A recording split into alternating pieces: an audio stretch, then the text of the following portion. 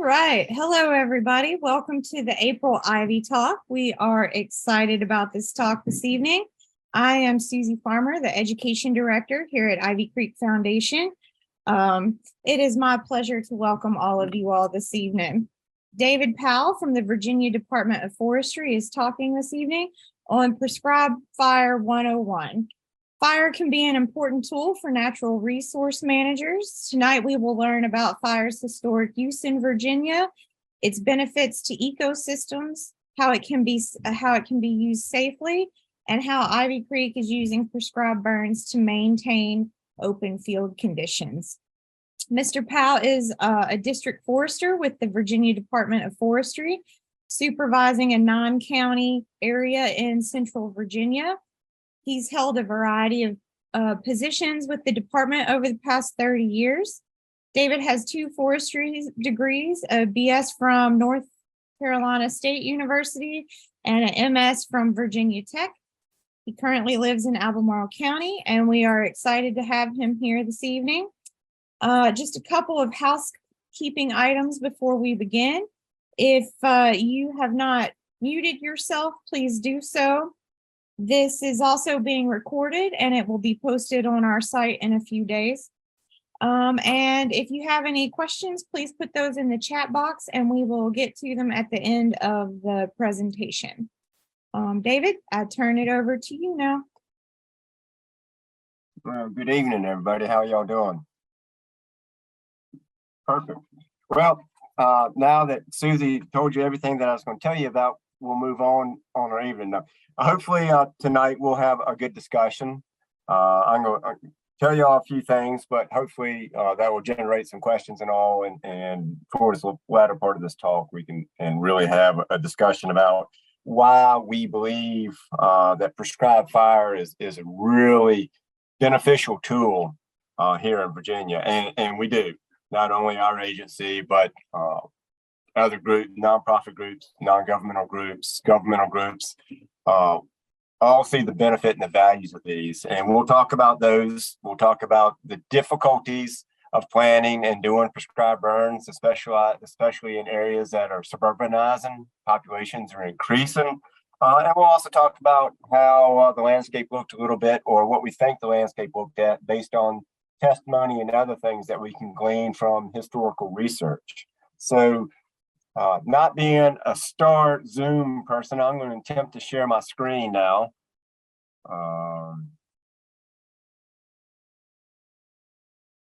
Should have a green button down in the middle. There you go. So does that look pretty much full screen at this point for you guys, so you can actually read it or have something to stare at besides my ugly mug? Yes, it looks good. All right, great. First of all, I'd like to thank a couple people. Ellen Powell, who is our conservation education specialist, coordinator, leader, all things the above from the Department of Forestry, spent a lot of time helping me put together this PowerPoint presentation. So thanks and kudos to her. And also some of the photos, if we get a chance later on in the evening, from when we were actually out there this year at Ivy Creek, were taken by Bob Gore from the Ivy Creek itself. So I really appreciate the fact that Ivy Creek shared some of those photos so that I can turn around and share them with you. But it was not my photography, it was Bob's, and his pictures are much better than some of the ones I snapped on my cell phone. You'll be able to tell the difference. So let's dive right in. What is prescribed fire? As the screen says, it's something that we deliberately plan and implement under very controlled conditions to accomplish a desired objective. Now, how is that confused with, you might have heard the term controlled burn? Well, they're similar. Oh, I like your background, Mr. Jennings. They're similar, but we really try to focus on the word prescribed because the word encompasses more of the process. Obviously, when you're burning something, hopefully you're doing it in a controlled manner, but it doesn't talk about all the thought and effort and planning that went into the burn prior to ignition. And so we like to say prescribe because it does kind of take into account all that thought and process. Why are we doing it? How are we doing it? What are we trying to achieve? What are the benefits? What are the potential detriments? All those kind of things that we need to work through. There's just a lot of variables. So we tend to say prescribed fire, although a lot of vernacular is controlled burn. Be that as it may, let's continue on. From historical records, we see some things way back in 1607, just a few years before I was born. We see some of the Jamestown colonists noting smokes of fire raising from the woods. So we can assume those were either some sort of naturally occurring fire due to lightning strikes, or perhaps fires deliberately and intentionally set by the indigenous peoples around to manage the land for various different reasons. A little bit later, 1671, Mr. Powell found meadows with grass about a man's height in Shenandoah Valley. Well, that is interesting because that occurred because of fire regimes. Around here in Virginia, especially, Virginia wants to be a forest. So trees are going to naturally grow over time unless they're excluded in some way. Nowadays, we have many ways to exclude trees, fire being one of those tools. Fast forward a year in 1672, finding savannas in the Virginia Piedmont, supporting abundant elk herds. Well, we don't see elk around these parts anymore. There is some elk out in the southwestern part of the state again. So there has been a large-scale landscape change from 1672 to now, several landscape changes over the years. And again, the last quote up here that is another traveler, Mr. Beverly, described large spots of meadows and savannas where hundreds of acres didn't have any trees at all. So that kind of gives us a glimpse, perhaps, of the early days in Central Virginia.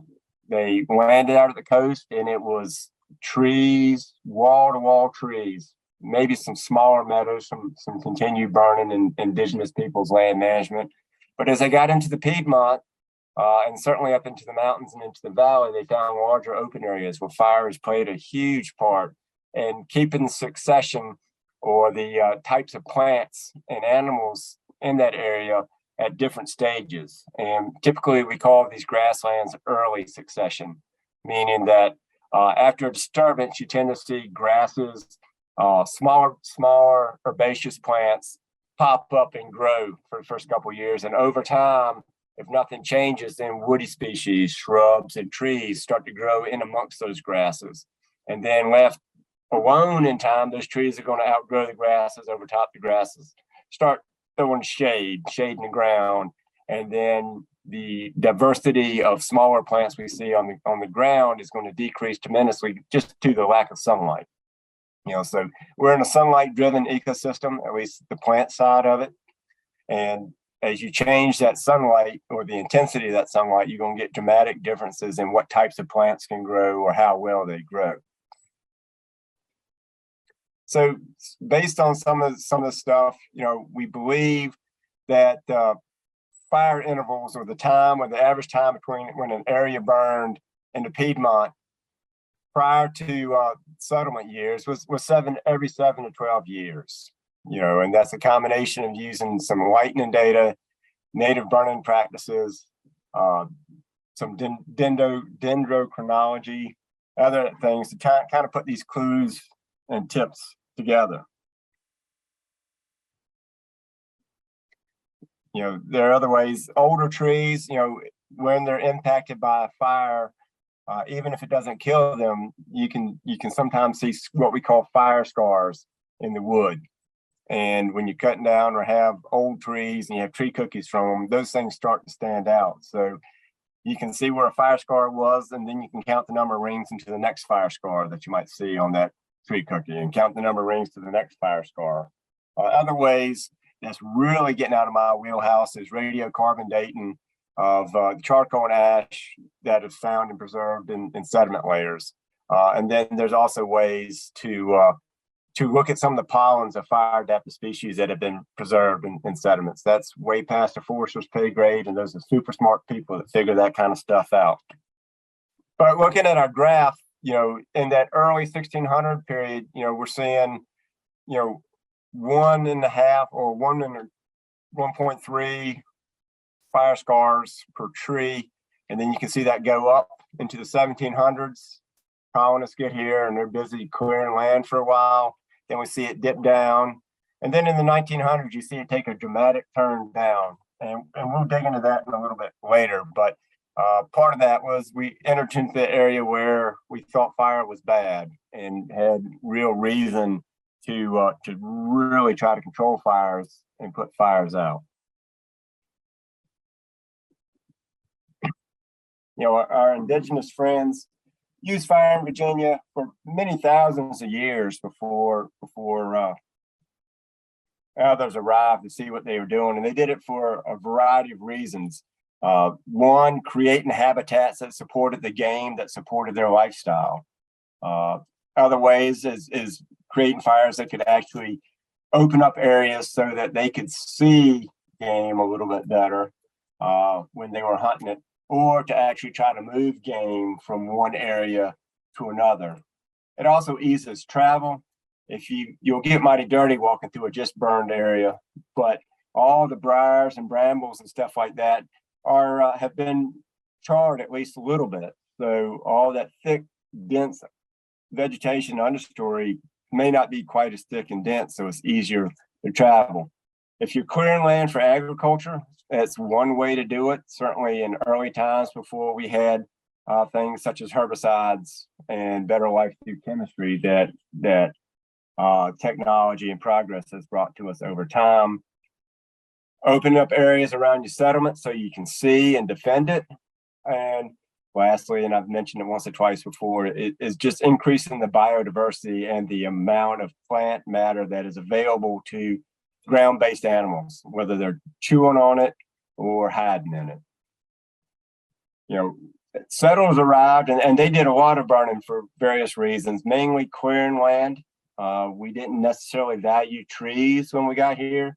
We valued clear land to try to grow products that we could sell someplace else to get the economy going, right?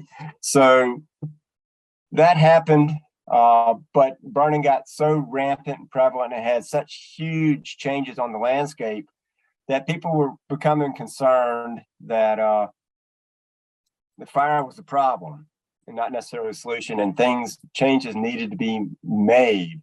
So in 1905, in recognition of some horrific wildfire years and a lot of land charred, we created the United States Forest Service. And a few years later, here in Virginia, we created the Virginia Department of Forestry, or the predecessor of the Virginia Forest Service, in 1914. And our first, when our agency was created, it was pretty simple. Our job was to put out wildfires and plant trees. What we do as an agency has increased over time, but those are two basic tenets that we as an agency still do. And as we created federal and state organizations, we also started creating volunteer local fire brigades, fire companies, fire stations, things like that. And then somebody that we probably all recognize is Smokey Bear. He hit the scene in 1944 and began one of the most successful public education or outreach campaigns in the United States.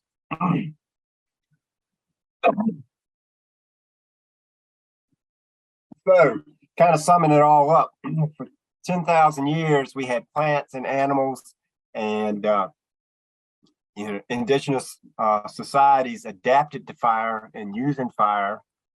We changed all that in the last 100 years.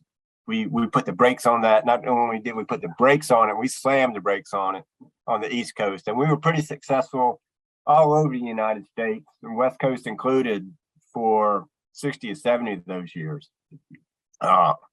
And we have really influenced the landscape in terms of what's growing where, the number of species growing where, and things like that. So now that we know a little bit about the history of kind of where we came from. Why does fire matter to plants? And are there some plants that are more adapted to fire than others? And the answer is yes. So a lot of our pine species that occur here in Virginia, longleaf pine, shortleaf pine, Virginia pine, loblolly pine, those are all native pine species here, and they're all fire adapted, meaning that they thrive in intervals where there's repeated low to moderate intensity fires running through their ecosystem. And they're adapted to withstand those fires. We'll talk about some of those adaptations later.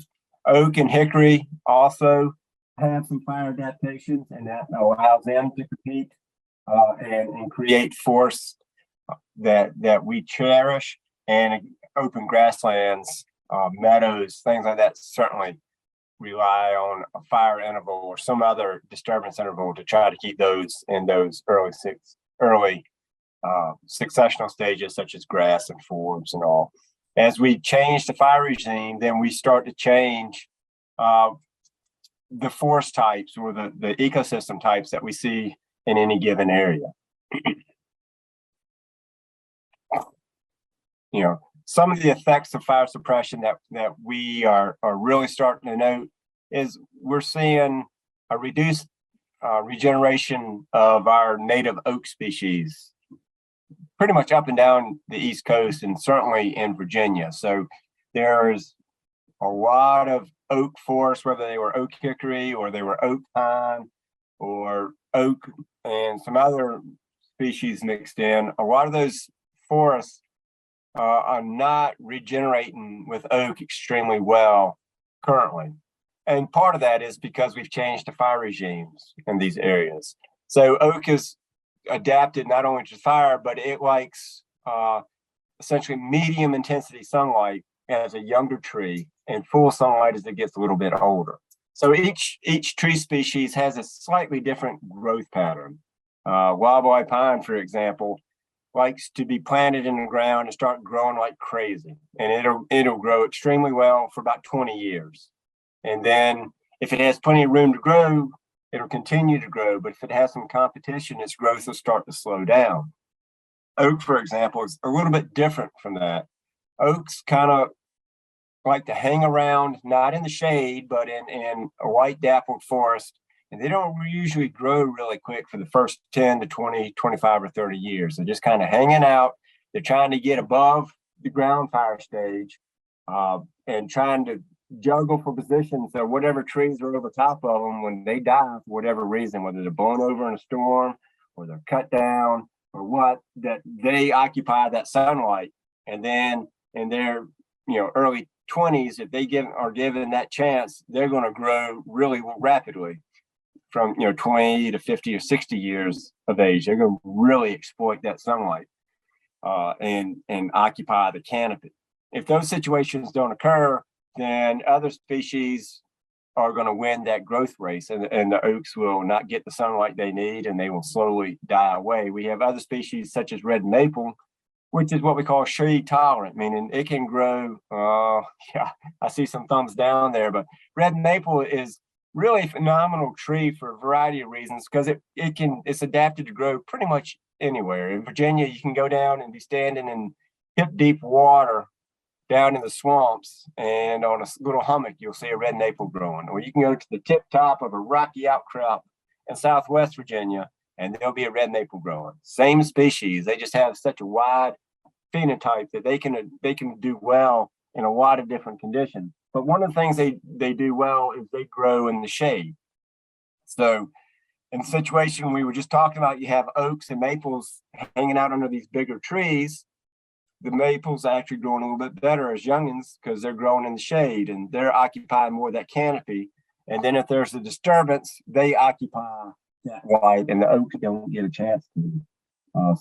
So there's various species like that require different levels of light. And as you change those light regimes or what caused those light regimes over time, then you change the result. So, and that's what we're starting to see now as we have a lot of oak forests that have grown and matured. and they're either dying from natural causes or the landscape is changing for a variety of reasons. Maybe it was harvested to make whiskey barrels for people's enjoyment, but we're not seeing the regeneration that we once did of oak. And part of that is because we've seen a huge change and decline in fire frequency in our oak forests. So some other things that we see when we start suppressing fire from an area is fuels start to build up. The years of leaves and branches and twigs and dead logs and that kind of stuff accumulates on the forest floor, and it rots down much slower. So, frequent low-intensity fires used to burn a lot of that stuff up on a frequent basis, so those fuels didn't accumulate. And now you accumulate those fuels, and then you run into a weather pattern that we're in currently, where it hasn't rained significantly around Charlottesville in, I don't know, a long time, and you have atypical relative humidities. It was 12% this afternoon. It was 9% the day before. That's California dry type air, not Virginia air. So we have these extremely dry air masses, no rainfall to keep the fuels wet, and then we have a fire start. That fire has a whole lot of material to combust and generate energy from these buildups than if it's in an area that has had frequent fires and we don't have the fuels build up. So those are some of the effects from fire suppression that we see in our local forests. Continuing on, because oaks are such a hot topic right now, we're seeing a lot of problems in our oak forests, not only from lack of regeneration, but a lot of acreage. The oak trees are starting to mature and their health is starting to decline, and we're seeing a lot of oaks die. Some of it is due to a combination of age and environmental effects over time. It's kind of called that general malaise of the oak decline. We really first noticed it in red oaks, where their lifespans are starting to decrease, and you can look out through a wooded area, and it's not unusual to see a dead oak standing amidst some other large trees with no obvious reason why that tree died. So, but those oak trees are adapted to fire, and some of those adaptations are thick bark. Their leaves are actually fairly flammable. They have deep roots, so they can get a lot of their root mass down into the soil a little bit. And soil, by the way, is an excellent insulator. We'll talk about that in the parking lot here in a little bit. So they can get those roots down where the heat of a fire does not affect the roots. And they also are able to store lots of their energy in their roots and then utilize that energy to resprout if the tree is top killed, or put that energy into growth when it finds itself in that position where it can occupy full sunlight space. Like I said earlier, Virginia really wants to be a forest. So without intervention, we're going to see areas tend towards trees, whether it's pine trees, which is what you see in the picture to the left. And pines are what we call pioneer species, meaning, as I explained earlier, they like full sunlight. They can exploit a disturbed area and grow extremely quickly. So they get above the grasses and the forbs and everything else and occupy that sunlight and continue to grow. And they'll continue to grow, until they close the canopy and create that shade.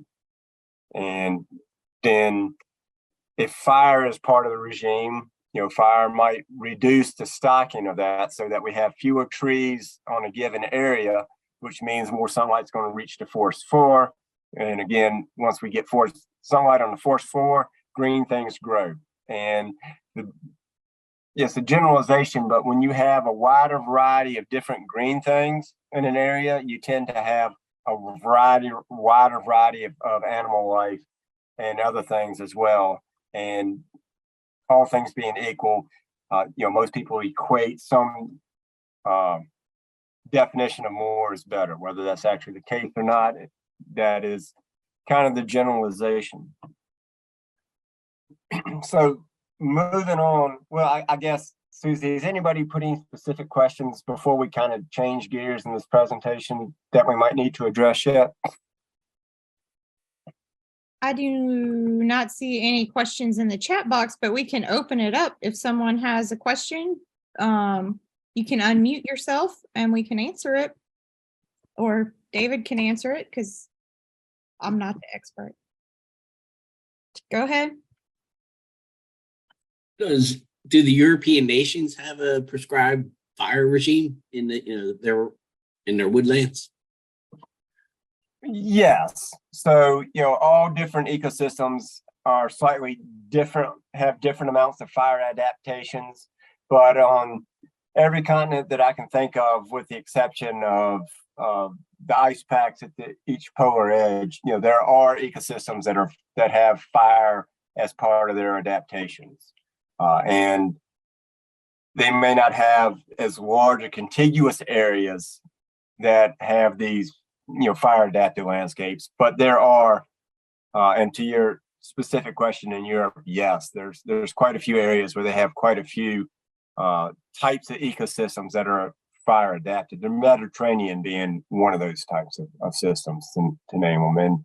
And we have wildfires throughout the U.S. and even very far north up into Canada. Even the Klondike, you think of the Klondike as gold mine and all that kind of stuff, but they have a significant wildfire season up there, and they have ecosystems even that far north that rely on fire as an adaptation. So yes, it's a worldwide phenomenon, and different countries have different levels of recognition, I guess I would say, to what point they're trying to restore fire or use fire in their landscape management practices.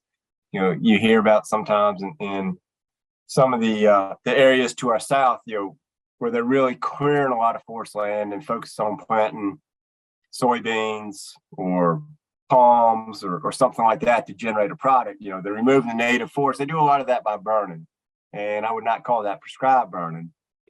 But anyway, shape, slash and burning agriculture is not to be confused with what we're talking about here. Okay, thank you. I have a quick question. Certainly. On your slide, it says to control some invasive species. Is that particularly like plants, or would fire be helpful in controlling like insects such as like the woolly adelgia or the spotted lanternfly, or the chestnut blight, maybe?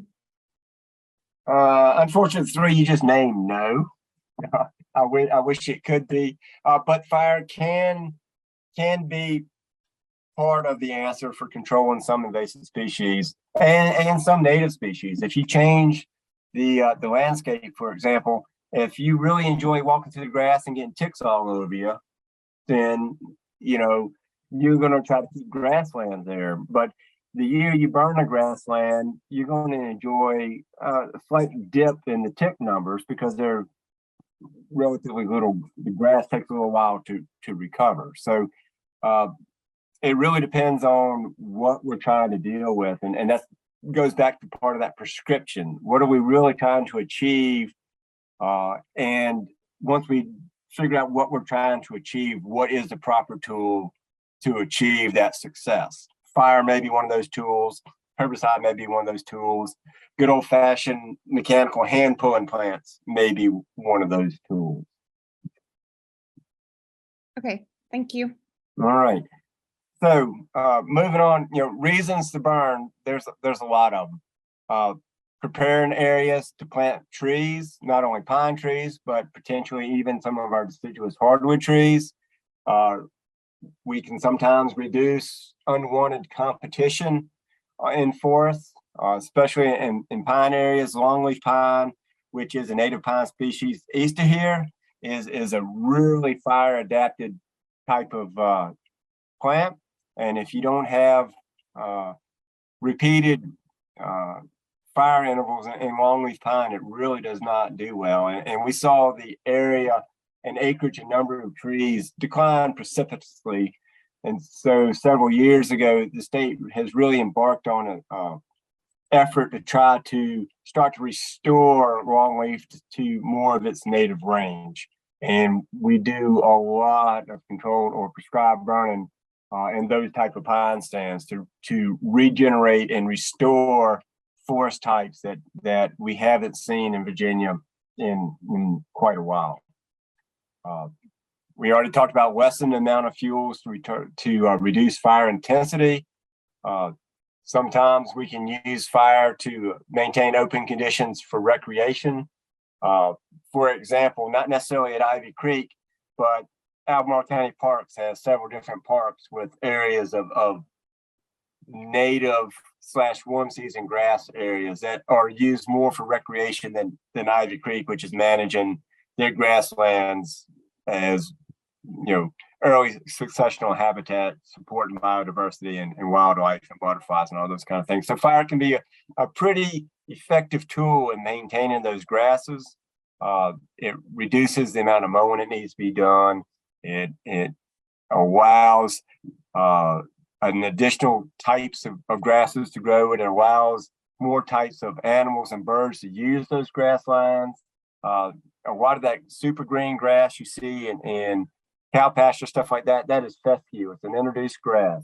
It's great for forage, but it tends to grow so thick and create such a thatch on the ground that a lot of our native species, birds and rodents, things like that, really don't prefer to be in there, and they don't find the things that they need in terms of food or places to hide or the ability to travel in those kind of grasses. So with fire, we can reduce fescue intensity and encourage more clumpy types of grasses where you have a bunch of grass and then you have some open area before you run into the next clump of grass, and then you run into a little woody shrub or something like that. So we can do that.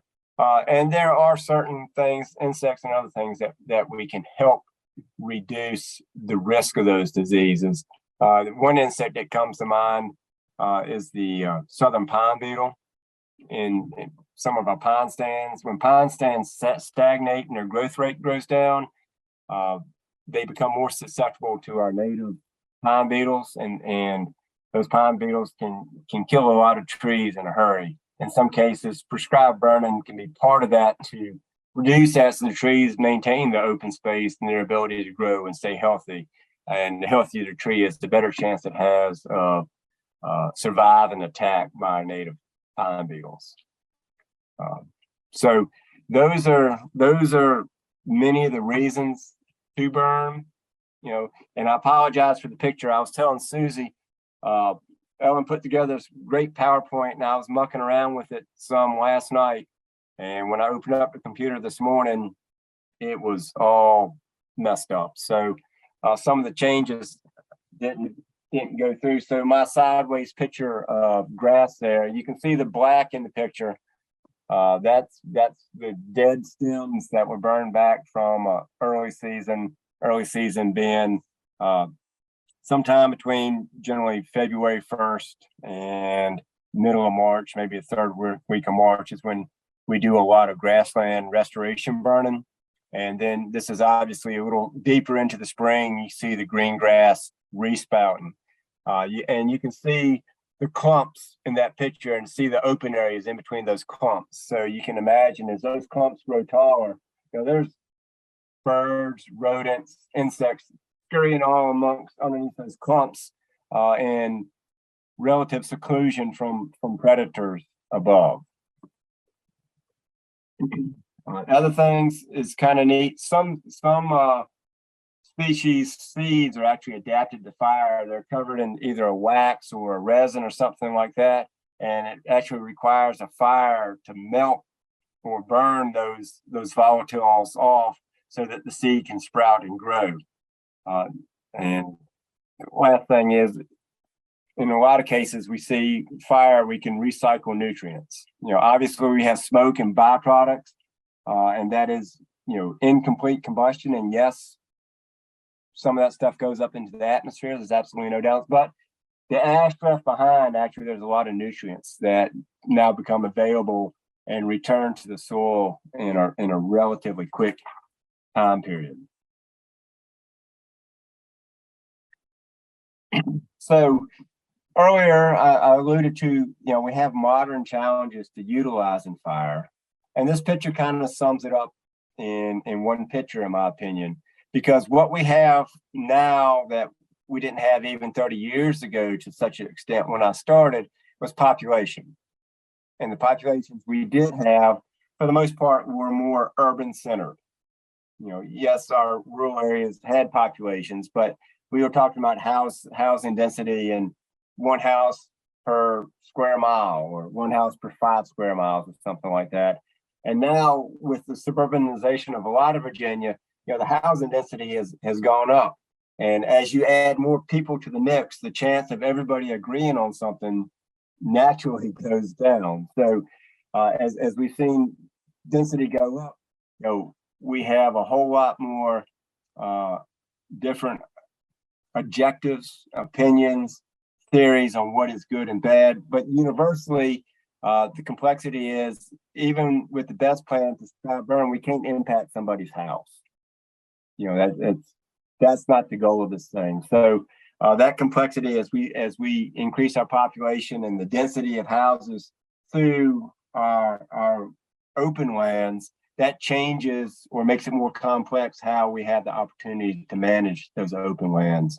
And actually, in this picture, you can kind of see the fire off to the right of the driveway. You see the fire truck and a couple forestry guys standing there in the driveway, and the house is still standing back there. So this is a success.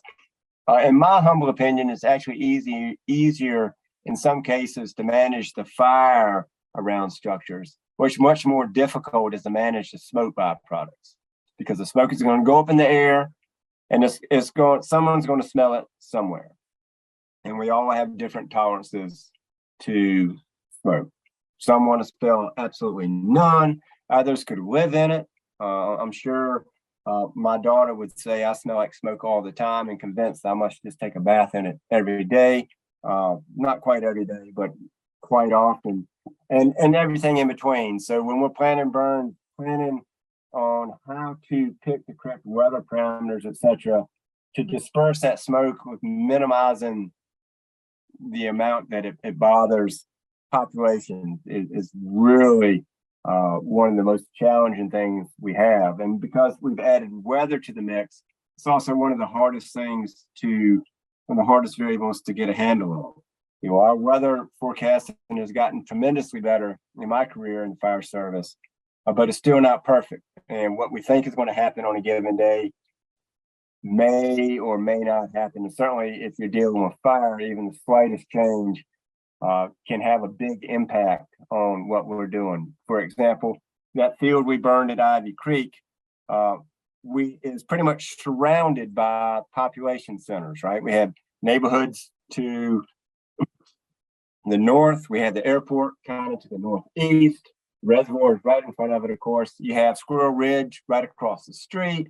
You have the schools back behind you to the south, and of course Charlottesville back there kind of to the south and southeast. So there is no perfect place to pick the parameter to try to burn. So what we tried to do was pick a day where we had a southeasterly wind.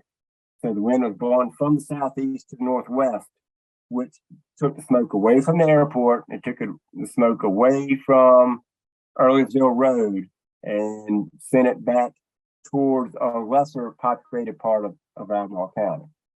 So we're pretty good at predicting winds. We'll say they're going to be from the northeast, but there's 45 degrees difference between north and east, and we can't say it's going to blow 10 degrees northeast or 45 degrees northeast on any given day. And some days we think it's going to blow from the northeast and it blows from the southwest, or it does something completely crazy. And a southwest wind, in our case at Ivy Creek, would have put smoke over there at the airport and would have potentially caused some excitement from airplanes trying to take off and land.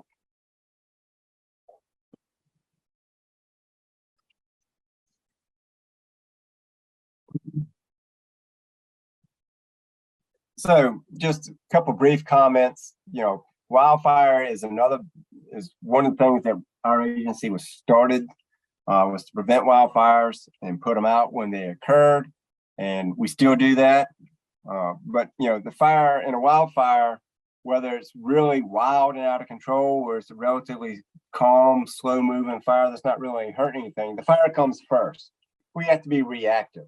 There's very few areas in the state of Virginia where even if a fire is doing exactly what we want it to do on a given area, we can just let nature take its course, because nature could change, the weather could change, and all of a sudden that fire could be impacting a population center or some sort of critical infrastructure. So that term wildfire is kind of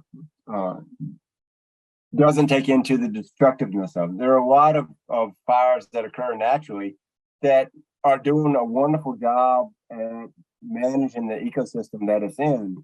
But because the fire came first and we have, humans and infrastructure, life, limb, and property and all that kind of stuff to be concerned about, rarely can we just let them burn. We have to assume control of those situations and suppress them. The flip side is what we've been talking about most of the night, that prescribed fire, planning an outcome. And at that point, there's a lot of process that goes into planning for prescribed fire before you strike the first match. And like I said earlier, control is built into that system. So I'm going to spend a few minutes talking about some of the variables that we prescribed fire practitioners consider when we're considering using fire as a tool. Well, I'm sorry, I've skipped the whole slide, but so, this kind of sums up what we were just talking about.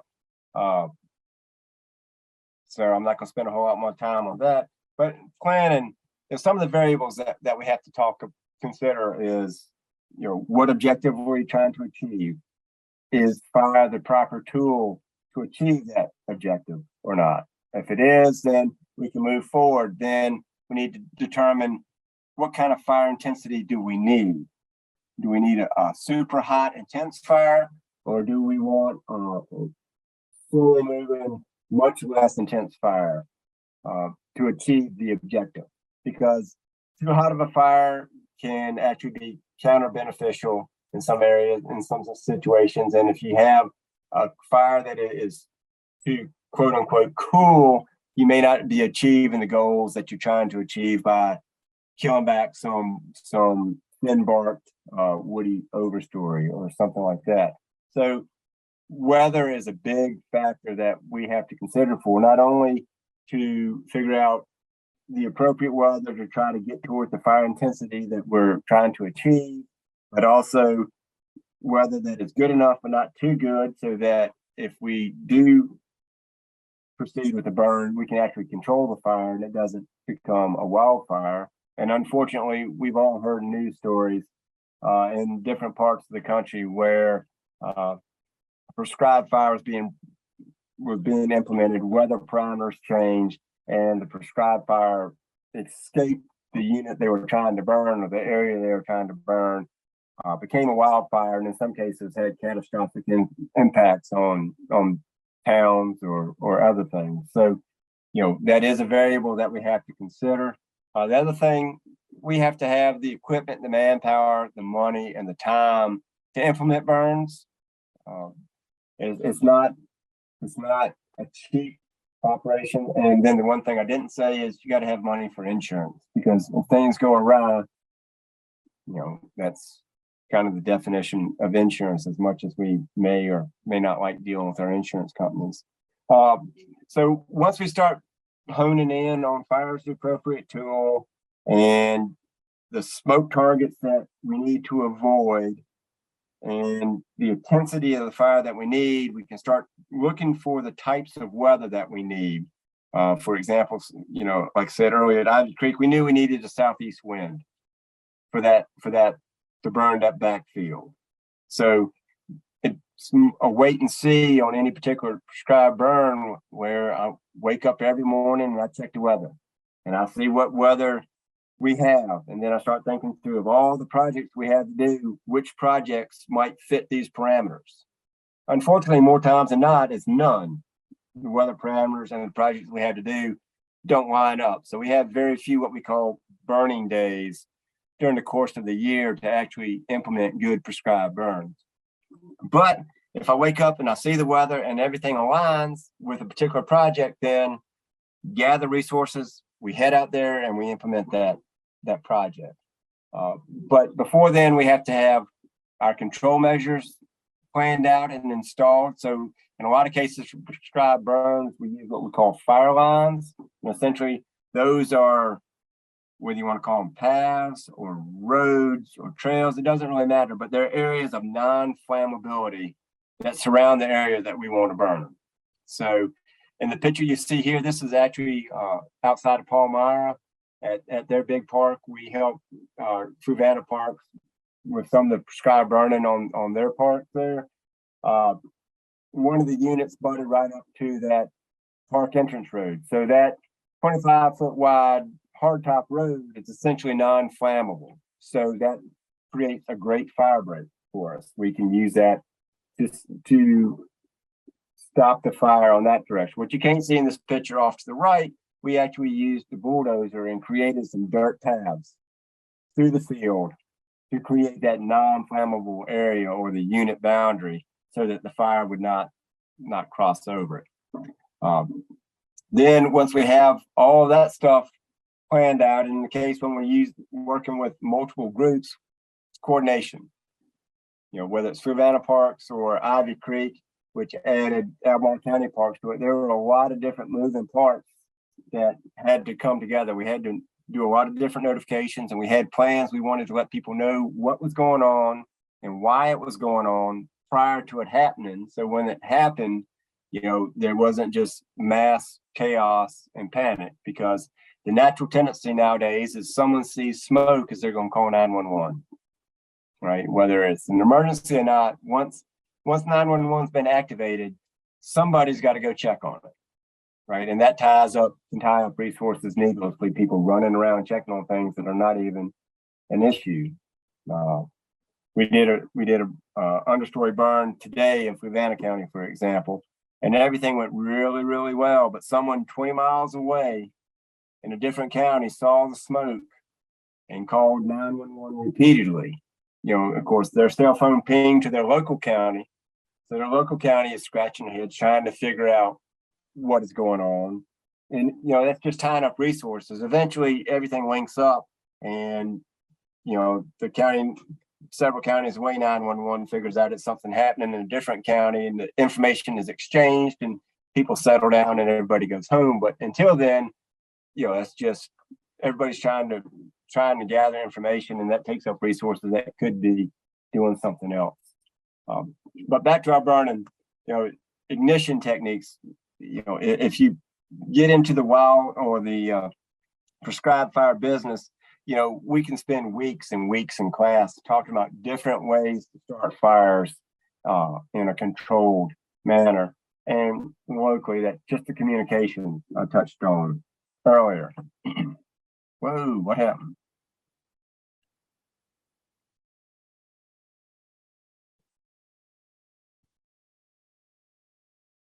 Okay, here we go. So we're moving on to the day of the burn. We think our weather parameters have lined up. We have our fire lines installed.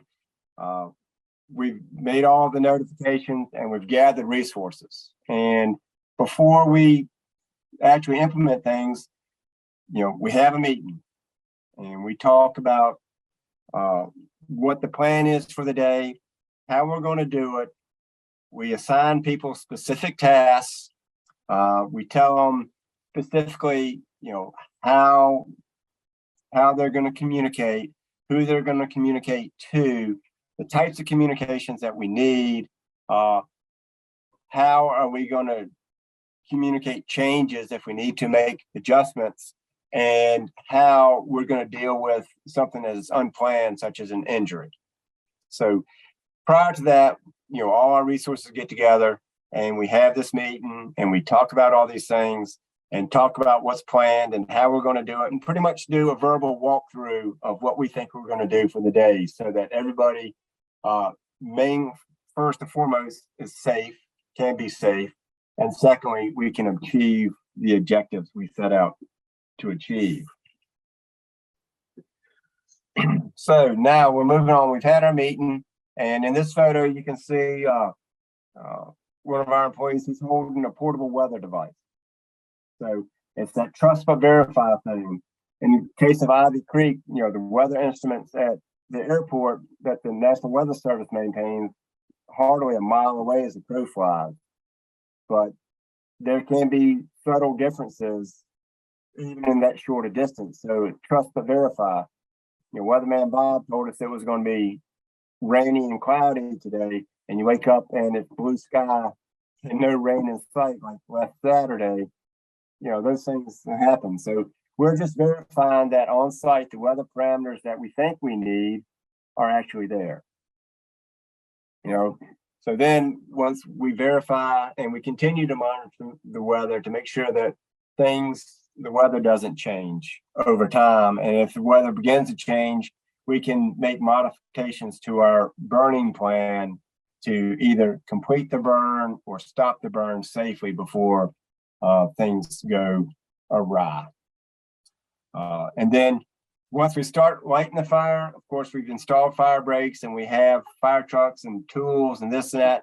But sometimes the fire escapes our control lines, and we have to be ready to put those, what we call spot overs, or little flare ups or spots is the common vernacular. We have to be ready to put those out very aggressively to keep the fire within the boundaries that we are trying to keep it within. All right, if all goes well, I'm going to switch, if I can, and change what I'm sharing to watch a little video from a partner group that lasts about a minute and a half, and I think does a good job of kind of just showing us the overview.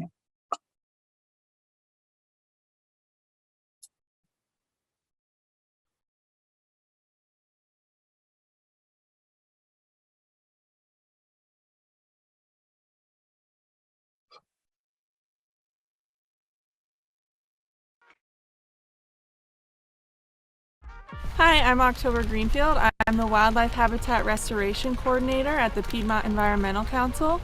Today we're up at the Piedmont Memorial Overlook doing a prescribed burn with the Department of Forestry.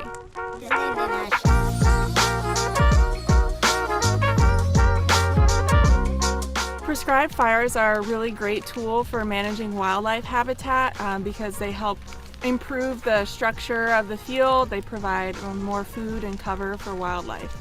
So here at the Piedmont Memorial Overlook, we do rotational burning. So we burn different parts of the meadow in different years. Right now we're burning about half of the Overlook meadow. Next year we'll do the other half, and then in subsequent years we'll kind of do a 3-year rotation of different tracts of the meadow.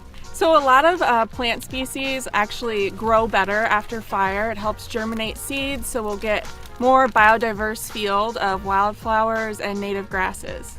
So a lot of grassland birds really benefit from prescribed fire. It helps prevent too much brush or too many trees from growing up in the meadow, and prevents it from turning back into forest.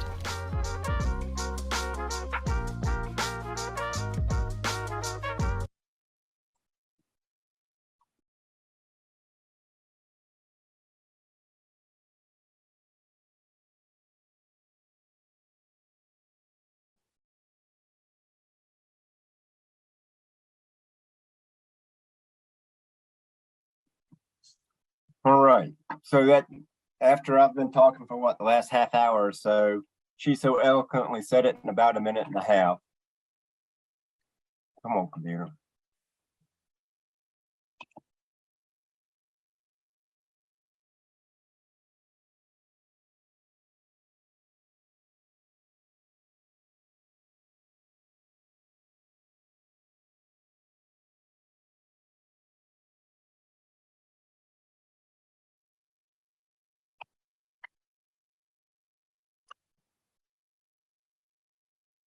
All right, computer's being slow here, but so I just added a few extra photos just a little slideshow. We'll talk through different pictures of some controlled or prescribed burns that we are conducting here, there, and yonder.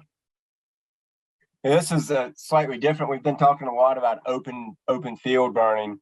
This is actually what we call an understory burn, where you can see the larger pine trees in the background. And we're trying to run a moderate intensity fire through this stand so that all those 1 and 2 inch diameter mid-growth hardwood sprouts in amongst the pine trees, we put some heat on those and top kill them. The goal is to really get some sunlight back to the forest floor, so we knock the successional stage back and we have a lot of grass and forbs and herbaceous material growing from the forest floor with an open overstory of pine trees. And that open type savanna can really be great wildlife habitat for a variety of our native species. So that's the goal of this type of understory burn. The same thing could be occurring in an oak forest, like we said earlier, where we're trying to knock back some of those thin bark species that are shade tolerant, like red maple, and encourage or allow our oak trees to try to occupy those areas and grow and prosper. All right, so we've planned the burn, and then we've implemented the burn, we've controlled the burn, and this is a drone shot we took just after the burn there at Ivy Creek. You can see Earlysville Road Bridge there over the reservoir there to your right. You know, the job's not over yet. We being whether it's the department or our partners at Ivy Creek and county parks, we're on scene to make sure that the burned area burned and then was extinguished before we left it. Because, you know, as a prescribed burn practitioner, one of the most embarrassing things to have happen on your watch is to have a perfect prescribed burn and then miss a little detail or something that was burning somewhere, and go home and take your boots off and get called that you have to go back to work because your prescribed burn escaped and is now burning areas you didn't plan to burn. So here's kind of a shot of a burned area, and you can start to see, you see some ferns in that photo and some grasses, and then some other herbaceous plants that I can't identify beginning to regrow on that forest floor. And that's exactly what we're trying to do. And you can see some of those stalks of probably briars and maybe a few smaller woody tree species that the fire top killed, and that's the brown sticks to the right, to allow these other things to room to grow in sunlight. So this is not Ivy Creek, but a different field that was burned. And in the foreground, all those sticks sticking up that you see is either blackberry or wineberry. So both of those species have a place in our ecosystem and benefit wildlife, but they can be awful weedy and they can exclude everything else in large areas. And you can see that whole patch there where we top killed that stuff. There's hints of green coming in underneath it now, but prior to that, that was just a blackberry bramble, a thicket that you really didn't want to walk through. And then on the edges of that, you can see that lush green grass beginning to occupy that burned area. Fast forward again, not the same field, but a different field, a couple years after burning, and still see the grasses. You see some blackberries, but you're starting to see sumac starting to shoot up in there, and a lot of other things. So we're seeing that progression from grass, almost entirety in grass. We're starting to see it progress back to the woody species again. So, in a lot of cases, we're looking at getting that fire interval on especially these early successional lands every 3 to 4 years is about ideal. Sometimes it's 5, sometimes it might be a little bit quicker, but if you let it lapse too long, then the woody species start to come in and start casting enough shade where we really reduce the openness in the plant diversity.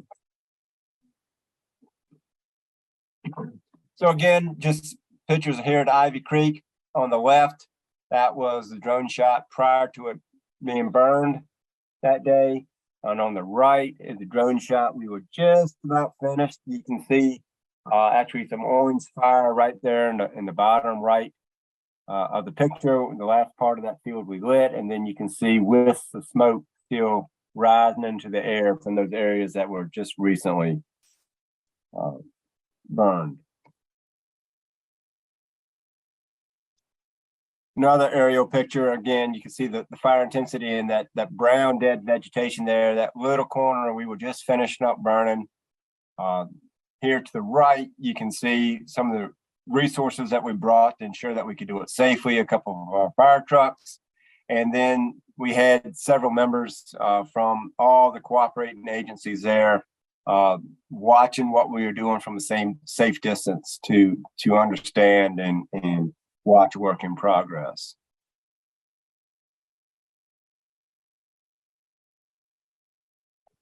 So the only picture you didn't see was the picture for questions. So that's pretty much my prepared remarks. I would love to have a discussion with you guys if you have some questions or need some further clarification about something. David, you have 2 questions in the chat box. One is, where can we go to get weather info, like you were talking about earlier, about the dryness of the air and other factors that affect our surrounding area? For example, some vernal pools are dry now. Yes, we're definitely entered into a dry period for this time of year. And as a matter of fact, I saw on the news the other night, they're actually starting to use the word drought a little bit, that we're in the early stages of drought, at least locally. It's not widespread in Virginia by any stretch, but we're abnormally dry for sure. There's weather information is readily available. There's various different sources of it. You have some of your commercial sources, AccuWeather, Weather Channel, TV6 in Richmond, TV29 in Charlottesville. You know, take your pick. There's a lot of commercial availability of weather. And if you get past just their summary page, you can start to drill down to actual weather measurements collected by weather instruments, you know, wherever they're housed at. They drill down to specific measures like relative humidity, air temperature, dew point, wind direction, you know, wind speed, some of those things that we deal with. The National Weather Service is a great source of those types of things, and they have several specialty products that are available to the public. And one of their specialty products is simply called Fire Weather Forecast. So if you go to the National Weather Service webpage and type in fire weather, you know, it'll lead you to that more specific information that we're really looking at. And it's very similar to the weather that pilots would be looking at. So the Weather Service is probably what I rely on the most. And then I look at the various different local commercial practitioners, and what I'm looking for is similarities. You know, I'm not looking that the Weather Service said the wind's going to be southwest at 10 miles an hour, and AccuWeather said it's going to be southwest at 11 miles an hour. That's pretty fine grained. Doesn't make a huge bit of difference to me. But if one of them is saying there's a chance of thunderstorms, another one saying it's going to be clear blue sky, you know, that's a pretty big variability right there that I need to try to track down and figure out what's going on, because it can have a huge impact of what I'm trying to do. When obviously if it rains and where I'm trying to burn, it's not going to burn. But a thunderstorm 5 miles off can have a huge impact, because I could have 30 or 40 mile an hour winds all of a sudden impacting my burn. And flames might be a nice 1 foot high during my prescribed burn, and all of a sudden I get 30 mile an hour winds from a different direction. The flames can literally go from a foot high to, depending on the fuels, you know, off the top of your TV that you see out west somewhere. So those huge disparities are what I'm looking for when I'm looking at different weather products, to try to figure out, you know, what we'll never know exactly what's going on, but if everybody's thinking along similar lines, then I'm more comfortable. But if I'm seeing 4 different forecasts from 4 different providers, I'm pretty uncomfortable because I don't really know what to expect. And at the best case, I know to try to mitigate my plans based on 4 different weather parameters. The next question is, in the burned areas at Ivy Creek, are some of the woody plants remaining that look like small trees still alive? If yes, would you go back and remove them? Well, I'm sure some of those woody species are still alive in that burned area and that field at Ivy Creek. And whether we're going to remove them depends. It really depends on what our management objective is. If we want a solid grass field, then yes, we would probably go back and use some other tool to remove those trees. But if we're looking for that maximum biodiversity of plant matter, we might leave a few of those trees in there, unless they're autumnal of some sort of weedy species that we really do not want in our native landscapes. So it kind of depends on what we're going to do with the vegetation that we were trying to treat with the fire afterwards. It depends on how successful the fire was and really what we're trying to do. Were we trying to go for total kill, partial kill, tree every now and again may not be a bad thing.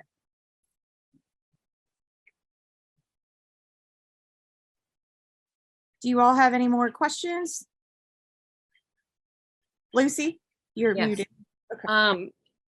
I can't remember, was it last spring that same area had been mowed? Do you remember, Susie?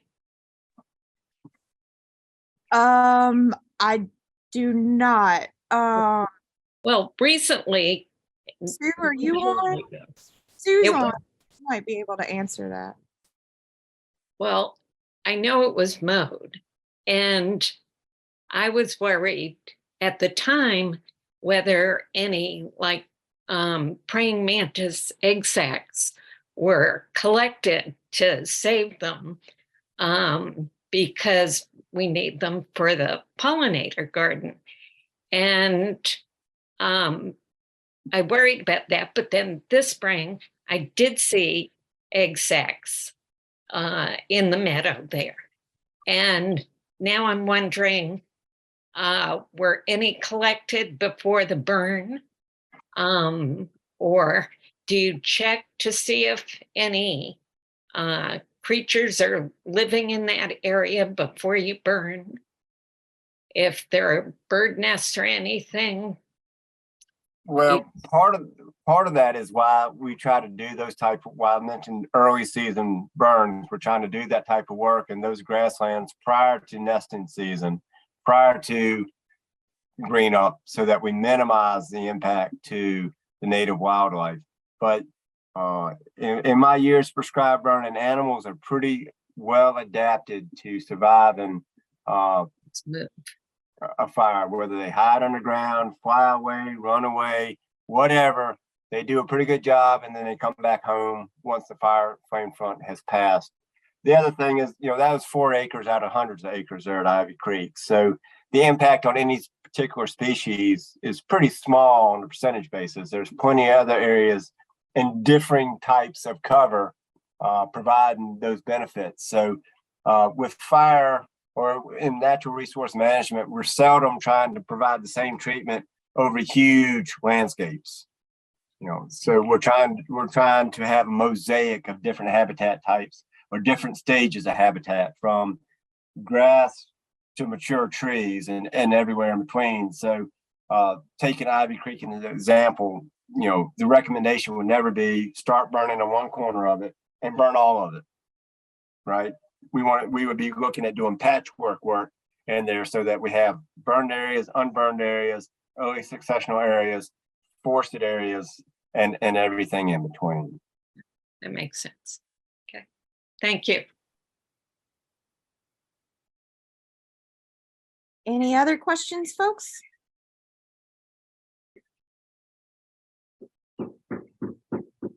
One person said, very interesting and informative presentation. David, thank you so much. for Thank talking. you. And, I would say, there's much more information available on the good old interwebs. Our own agency's website, Virginia Department of Forestry, has a pretty comprehensive page about prescribed burning, the benefits of fire, and then leads to other websites from partners. So there's a lot of additional information if you're so interested that you could dive into to further your education or interest. And do you mind putting your email or the website into the chat for folks who might not have questions right this second, but might have them in the future?